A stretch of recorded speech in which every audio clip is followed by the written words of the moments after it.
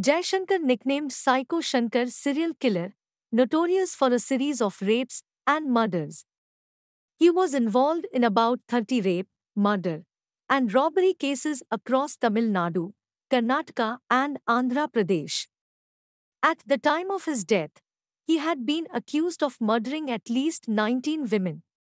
Jaishankar came from the Kanyampatti village of Salem district, Tamil Nadu. He was a married man with three daughters. He started his career as a truck driver. Jaishankar started his criminal activities around 2008. His first crime to be reported happened on 3rd July 2009 when he attempted to rape and murder 45-year-old Shyamala in Perendehalli. By August 2009, he had raped and murdered 12 women and raped another 6 women. He always carried a black handbag with him. He kept a machete in this bag and killed whoever resisted him. He used to kidnap sex workers near dhabas on highways, rape them, and kill them brutally. He also targeted women in farmhouses in rural areas. On 23 August 2009, Jaishankar raped and murdered a 39-year-old police constable, Jayamani. Originally stationed at the Kangayam All-Women Police Station, Jayamani was on temporary duty at Perumnallur during the visit of Deputy Chief Minister M.K. Stalin. Jaishankar kidnapped her and raped her several times before killing her. The police recovered Jayamani's body a month later. Jaishankar and his partner in crime P. Mohan Selvam were charged with the murder of 50-year-old Thangammal in Namakkal on 10 September 2009. Later, in 2014, the two were acquitted in this case due to insufficient evidence resulting from lapses in investigation. The Tirupur police launched a manhunt for Jaishankar and arrested him on 19 October 2009. He was jailed at the Coimbatore Central Prison. By this time, he had been charged with 13 separate counts of rape and murder in Tirupur, Salem, and Dharmpuri. He revealed, while remanded in custody, that he enjoyed torturing women before he raped and killed them. On 17 March 2011, the police took Jaishankar to a fast-track court in Dharmpuri for a murder case trial. The next day, armed reserve police constables were assigned to escort him back to Coimbatore. On the way, Jaishankar managed to escape at the Salem bus stand. Jaishankar escaped to Karnataka, where he raped and murdered 6 women in Bellary over the next month. He also killed a man and a child in Dharmpuri. In the last week of April 2011, the police traced his mobile phone to Delhi. The police initially believed that he had discarded his mobile phone in Delhi. However, in May 2011, the police traced his mobile calls to Mumbai, but he stopped using his mobile phone. A special team, comprising two sub-inspectors and 15 other police personnel, was assigned to find and arrest him. By May 2011, the police had put up wanted posters seeking information about Jaishankar in public places across Karnataka and Tamil Nadu. On the night of 4th May 2011, Jaishankar reached Elgi village in Karnataka on a stolen motorcycle. He approached a woman, Chandrakala Hothagi, who was working alone in a field, and asked her for water and food. He then tried to rape her, but Chandrakala raised the alarm. Her husband, Prakash Hothagi, and a friend came to her rescue. Jaishankar tried to flee, but was caught by Prakash and other villagers. The locals brought him to the Jhalaki police station. He was handed over to the Chitradurga police on 5th May 2011.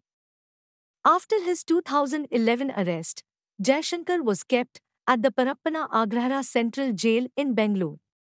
He was sentenced to 27 years in prison. At the Bangalore jail, he underwent treatment for psychiatric problems.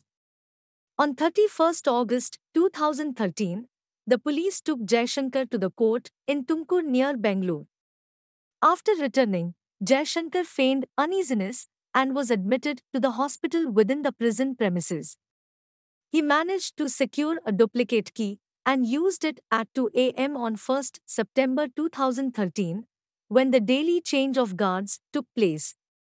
The police suspected that an insider helped him get the duplicate key. He scaled a 20-foot wall, then walked atop a 15-foot wall and finally scaled the 30-foot high compound wall. He managed to cross the electric fence safely, since it was not functional that night. He reportedly carried with him a bamboo pole balancing on the walls and a bedsheet to serve as a cushion over the glass pieces on the wall top. He was injured during the escape, and drops of blood were found outside the outer wall.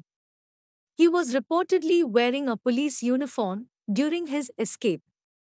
11 jail staff, including 3 wardens, 2 jailers, and 6 security guards, were suspended following his escape to reprimand them for allowing the escape. The police issued a red alert to all police stations in Karnataka and urged women to be careful in isolated places. They announced a reward of 5 lakhs for any information leading to his arrest. They also analyzed his psychology and life history to predict his next actions. Besides this, the police printed 10,000 wanted posters and 75,000 pamphlets with different photographic profiles of Jaishankar in 5 languages: Hindi, Kannada, Marathi, Tamil, and Telugu. Besides Karnataka, these posters and pamphlets were distributed across Tamil Nadu, Andhra Pradesh, Kerala, and Maharashtra. During his escape, Jaishankar had fractured his leg while jumping from the 30-foot high wall of the prison compound. He did not contact his family in Tamil Nadu. Soon after his escape, a police informant managed to get in touch with him. The informant lured him to a dilapidated building near the Kudlu Gate in Bangalore, with the promise of a motorbike to facilitate his escape outside the city. There, the police arrested Jaishankar at noon on 6 September 2013. The government spent over 75,000 treating his fractured leg at the Victoria Hospital, where he was operated. After the surgery, Jaishankar was sent to Central Prison, Bangalore, to begin serving his sentence. He was kept in a high-security cell with 24/7 CCTV monitoring and extra lights. The lock of his cell was designed to be out of his reach. It was decided that in case of an illness, he would be treated inside his cell instead of being taken to a hospital. The police also decided to deploy extra security while escorting him to trials to minimize the likelihood of an escape. On 25 February 2018, Jaishankar unsuccessfully tried to effect another escape from the Bangalore Central Prison. After this plot failed, he was held in solitary confinement. Subsequently, on 27 February, he committed suicide by slitting his own throat with a shaving blade, which he had acquired from a barber the day before. The jail staff found him lying in a pool of blood during their daily rounds and provided him first aid. He was later moved to Victoria Hospital, where he was declared dead.